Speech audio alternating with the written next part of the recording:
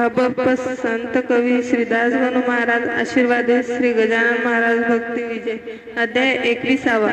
श्री गणेशाय नमः. मी आतापर्यंत वर्णन केले आहे. बहुत पाठीशी आहेत आशीर्वाद स्वामी श्री गजाननाचे. आता वाचलेल्या कथांचा सारांश देतो साचा, तो मानावा अखेरचा. गोड तुम्ही सर्वांनी. हा श्री गजानन भक्ती विजय सर्वांना ठरो लाभदायक. याचा एक एक अध्याय दुर्वांकूर मानावा. या ग्रंथाचे जो करी पारायण त्याचे दूर जाईल दैन्य. ही न अतिशयोक्ती जाण भरवसा पूर्ण ठेवावा. मला झाली प्रेरणा या ग्रंथांचे करणे लेखना. वंदिले स्वामी श्री गजानना केले सुरू लिखाणा. 6 महिनेपर्यंत लिहित होतो सतत. शेवटी पूर्ण झाला ग्रंथ श्री गजाननाच्या कृपेने. जो दशमी एकादशी द्वादशी वाचील नित्य नेमास त्याचे जातील तडीस मनोरथ पूर्णपणे. जो दर गुरुवारीचे याचे थोडं तरी वाचन करी त्याची इच्छा होईल पुरी. जी जी आहे मनातली. हा ग्रंथ थोडक्यात वाचा तुम्ही हो भक्त. माघ सप्तमीला शेगावत हे संत होते अवतरले.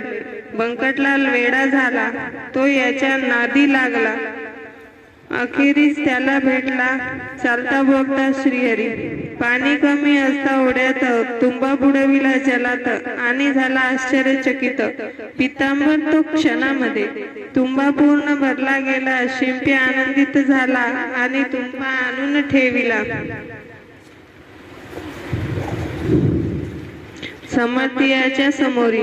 काशीच्या गोसाव्याचा हेतू जाणीला साचा. भांग त्यांचा पिण्याला श्री स्वामी समर्थाने.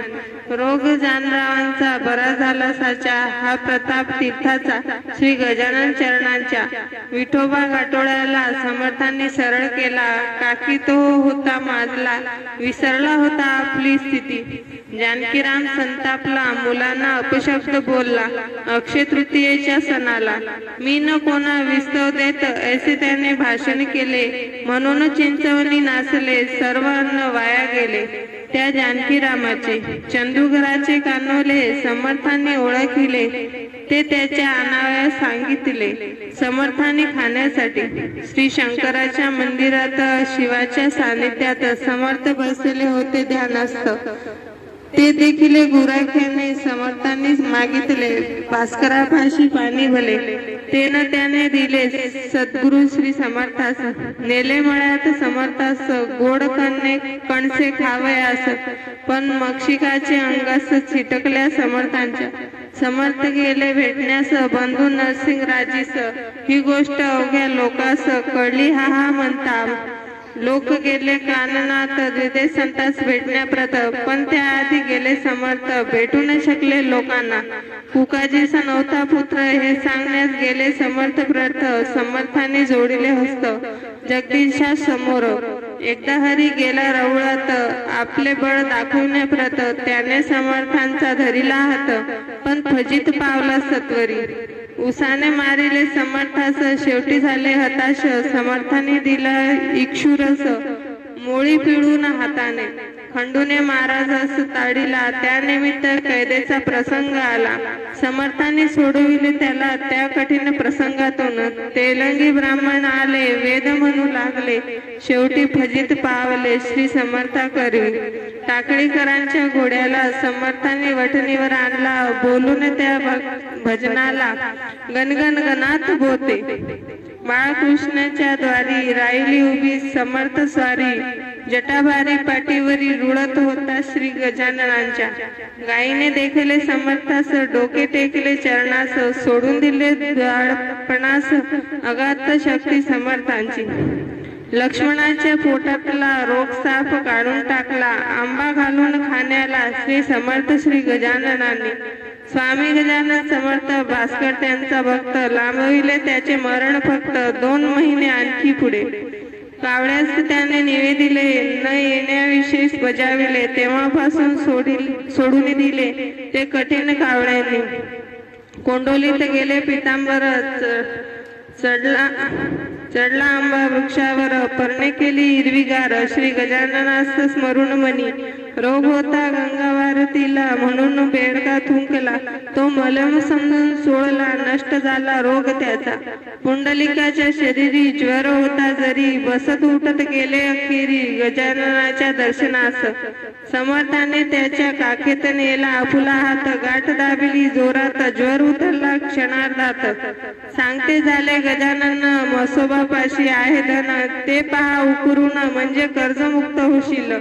बंडू तात्याने खंडली म्हसोबा जवळची जमीन भली, संपत्ती सारी त्यास मिळाली गजाननाच्या कृपेने. लोकमान्य टिळकाला भाकरीचा प्रसाद दिला, त्याच्या जोरावर लिहिला गीता रहस्य तुरुंगात. यंत्रविद्या शिकण्यास काळ्यांच्या श्रीधरास जायचे होते विलायतेस, पण समर्थाने नाही जाऊ दिले. पुंडलिकाची भक्ती समर्थावरी होती, स्वप्न येऊनी राती कानमंत्र दिला त्यास. त्र्यंबक भाऊसाठी थांबले श्री जगजेठी भाऊच्या जेवणासाठी. चौथ्या प्रहरा पावे तो भास्कराला अद्दल शिकवण्याप्रत. समर्थ बसले स्त्रियांच्या डब्यात, जठारांनी केला दंड त्यावेळी भास्कराला. बायजाच्या मातेला बायजेविषयी संशय आला, तो समर्थांनी दूर केला समजावून त्या मातेला. श्री गजानन आले अवचित डॉक्टर कवरला भेटण्याप्रत. तीर्थंगार देत फोडावरी निघून गेले. एक मृत कुत्र्याला समर्थांनी स्पर्श केला, तात्काळ त्याला उठविला फजित पावला ब्राह्मण. तिमाजी नावाच्या नोकराला झोपेतून जागा केला, शेत सांभाळण्यास त्याला सांगून या निघून गेले. निमोण करासी दिला खडा, रंगाने होता तांबडा, पूजित ताजो सदा सर्वदा ऐसे समर्थ बोलला.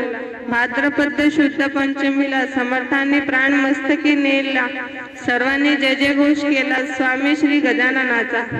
समाधीनंतर ज्याला त्याला प्रचिती दाखवितात प्रत्येकाला, ज्याचा ज्याचा विश्वास बसला गुरुवार श्री गजाननावरी. चरणी ठेवून मी माथा पूर्ण केली ही गाथा, आशीर्वाद लाभला आता मजला श्री गजाननाचा. कमलाकांताने रचिलेला 21वा अध्याय समाप्त झाला. नमन असो श्री गजाननाला दोन्ही कर जोडून. शुभम भवतु श्री हरिहरपर्णमस्तु. पुंडलिक वरदा हरि विठ्ठल सीताकांत स्मरण. जय जय राम पार्वती पदे हर हर महादेव. इथे श्री गजानन विजय ग्रंथ 21वा अध्याय समाप्त.